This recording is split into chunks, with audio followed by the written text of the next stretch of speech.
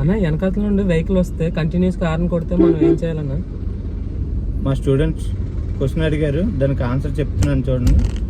ఎప్పుడైనా సరే back side నుంచి హార్న్ కొట్టేటప్పుడు మనం కంగారు పడి స్టీరింగ్ అనేది రైట్కి లెఫ్ట్కి మిర్రర్స్ చూడకుండా స్టీరింగ్ అనేది తిప్పకూడదు అనమాట.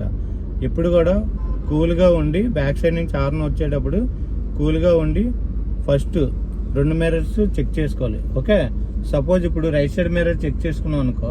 ఓకే, రైట్ సైడ్ మిర్రర్లో బ్యాక్ సైడ్ వెహికల్ బాడీ ఎక్కువగా నీకు కనిపిస్తే రైట్ సైడ్ నుంచి బ్యాక్ సైడ్ వెహికల్ బాడీ కనిపించింది కాబట్టి నువ్వు వాళ్ళు రైట్ నుంచి ఓవర్టేక్ చేస్తారేమో అనుకొని నువ్వు లెఫ్ట్ సైడ్ మిర్రర్ చూస్తూ లెఫ్ట్ సైడ్ ఎవరు రాకపోతే సిగ్నల్ ఇచ్చి లెఫ్ట్కి అలా జరిగితే వాళ్ళు రైట్ నుంచి ఓవర్టేక్ అనేది చేసుకుంటూ ముందుకు వెళ్ళిపోతారు. ఓకే, సేమ్ లెఫ్ట్ కూడా అంతే.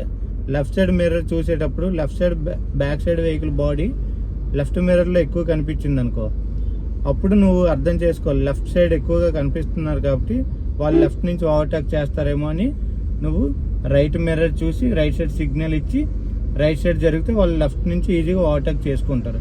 ఈ విధంగా బ్యాక్ సైడ్ నుంచి వెహికల్ ఎప్పుడైనా హార్న్ కొడితే మీరు ఈజీగా ఈ విధంగా సైడ్ ఇస్తే వాళ్ళు ఈజీగా ముందుకు అనేది వెళ్ళిపోతారు.